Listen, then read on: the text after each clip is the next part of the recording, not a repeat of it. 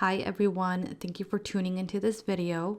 Today I am showing you how I assemble a floral party banner made for a birthday party. I hope this inspires you to create something similar or gets your creative juices flowing. All the parts were designed by me except the floral embellishments, and all the die cut pieces were made from my Cricut maker. You can find and purchase this floral SVG in Design Space or Cricut Access.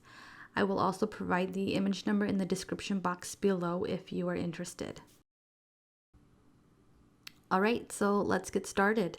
For this project, I'm using leaves, 2 different size flowers, gold hexagons as the border, and white hexagons with letters that were cut out.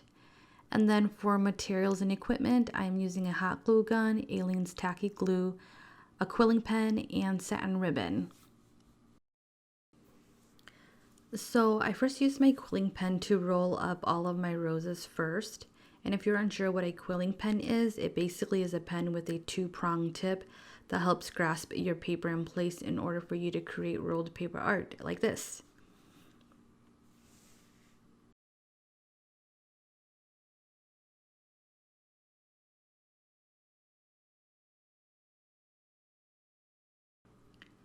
And here I'm taking my hot glue gun and dabbing a bit on the base of this flower just to secure it all together.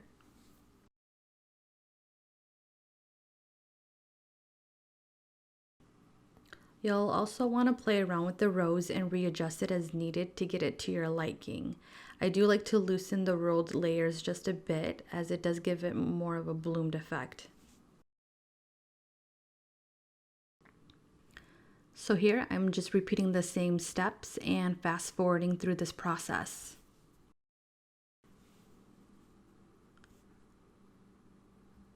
So for this banner, I'm using 1 large flower in the center and then 2 smaller flowers on the side.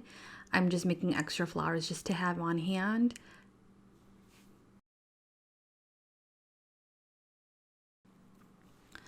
All the materials and equipment I will also include down in the description box below, but these floral decorations that I have are made from 60-pound cardstock that I got from Michael's, and the other cardstock that I use for the hexagons, I actually purchased them in bulk from a wholesale company. However, I can try to find similar paper through either Michael's or Amazon.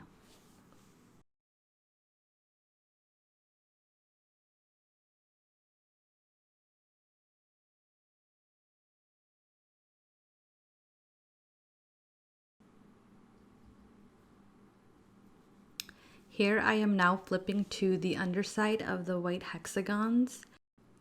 And don't mind me shaking my glue bottle, I clearly need a new one.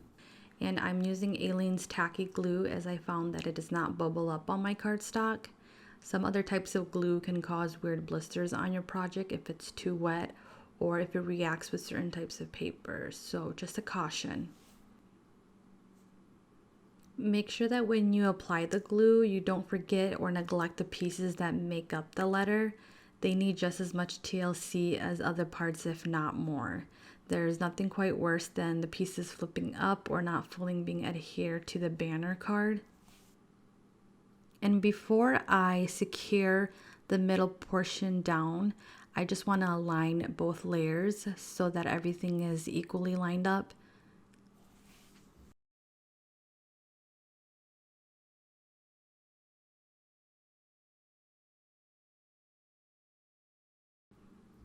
And again, I'm just fast forwarding through this process for each individual banner card.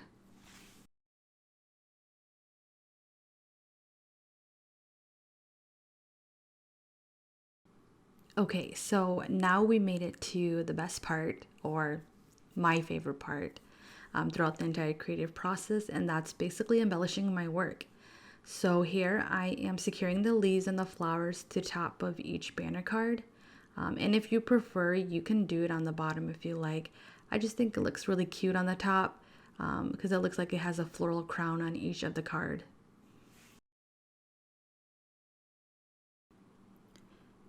And as you'll see here, I'm gluing the large flower in the middle, and then like as mentioned, the smaller 2 flowers on the side.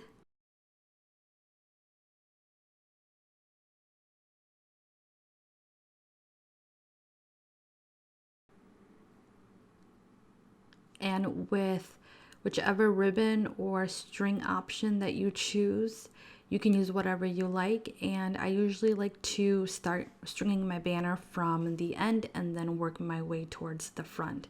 I just find that this is the easiest for me. However, you could do it whichever way you want.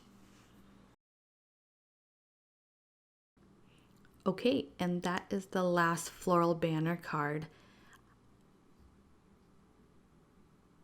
This is the completed look. I hope that you enjoyed watching this video and maybe learned a few new things. So please comment down below if you would like to see how I designed this banner, and like this video if you would like to see more videos like this. Don't forget to subscribe and hit the bell notification so you can see future videos.